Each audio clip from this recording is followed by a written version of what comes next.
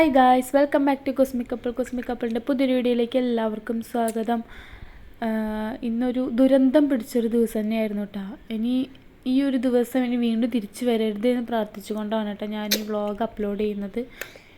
തീരെ ഇഷ്ടമില്ലാത്തൊരു കാര്യമാണ്, നടക്കാൻ പാടില്ലാത്തൊരു കാര്യമാണ് ഈ വീഡിയോയുടെ ലാസ്റ്റ് നടന്നിട്ടുള്ളത്. അത് നിങ്ങൾക്ക് വീഡിയോ ലാസ്റ്റ് വരെ കണ്ടാൽ നിങ്ങൾക്ക് മനസ്സിലാവും. അപ്പോൾ രാവിലെ തന്നെ അമ്പലത്തിലൊക്കെ പോയിട്ടുണ്ടായിരുന്നു, വലിയ കാര്യത്തിൽ ചിങ്ങമാസമൊക്കെ അല്ലേ എന്ന് വിചാരിച്ചിട്ട്. ഒരു കാര്യം ഉണ്ടായിരുന്നില്ല കേട്ടോ. ഞങ്ങൾ എത്തിയതും നടയൊക്കെ അടച്ചിട്ടുണ്ടായിരുന്നു. വീണ്ടും തുറന്ന് രണ്ടാമത് കയറി തൊഴുത് ഇറങ്ങാണ്ട ചെയ്തത്. നല്ല വെയിലായിരുന്നു കേട്ടോ. അപ്പോൾ ആ മീൻ എടുത്തുകൊണ്ടാണ്, കുറച്ച് ദൂരം നടക്കാനൊക്കെ ഉണ്ടായിരുന്നു.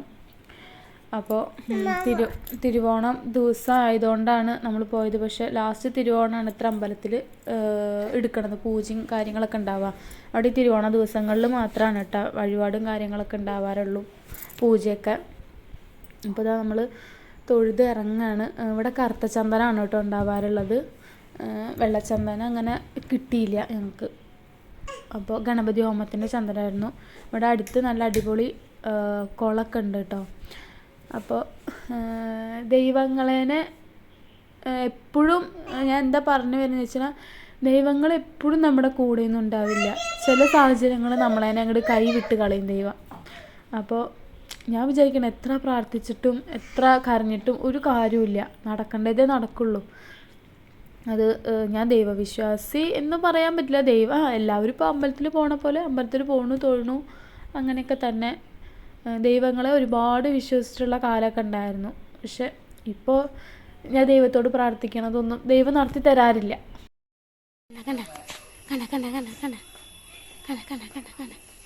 നോക്കണേണ്ട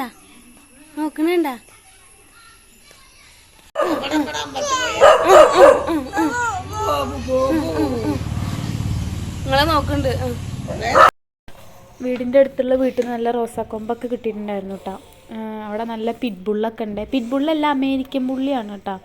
അപ്പോൾ അങ്ങനെ വീടിൻ്റെ അടുത്ത് നല്ലൊരു ഡോഗ് വന്നിട്ടുണ്ട്. പിന്നെന്താ, കുറേ തിരുമ്മ ഉണ്ടായിരുന്നു. കൈകൊണ്ട് വെയ്യ, ഞാൻ പറഞ്ഞിട്ടില്ലേ, വീണിട്ട് കൈകൊണ്ടൊന്നും തീരെ വെയ്യ, എന്നാലും തിരുമ്പിയല്ലേ പറ്റുള്ളൂ. അപ്പോൾ ഏട്ടൻ്റെ കുറേ ഡ്രസ്സ് ഉണ്ടായിരുന്നു.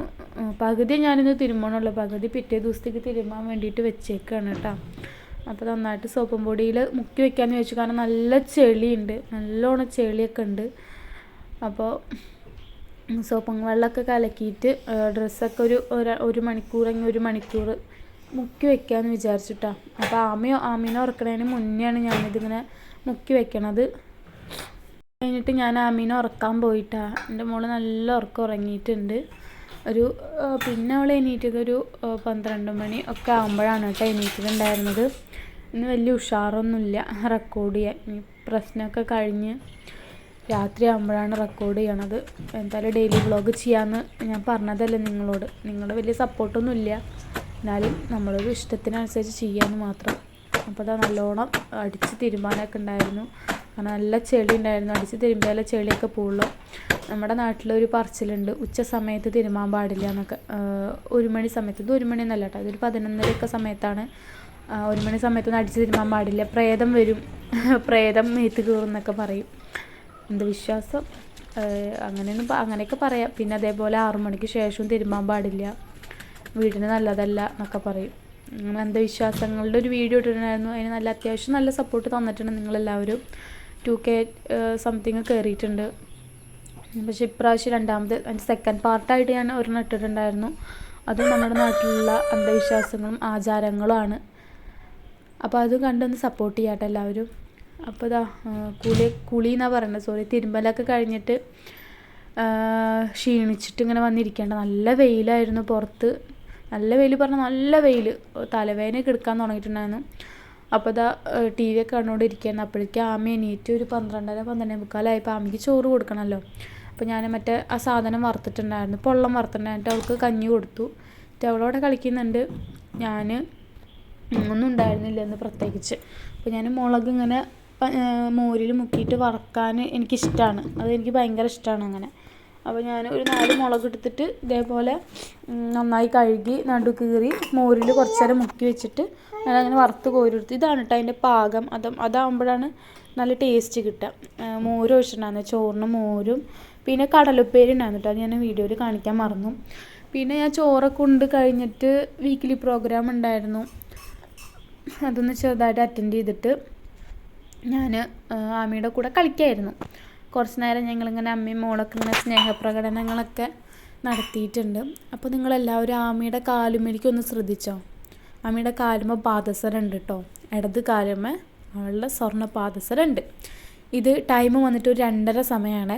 3 മണിയാകുമ്പോൾ ഞങ്ങൾ ഉറങ്ങാനും പോയി.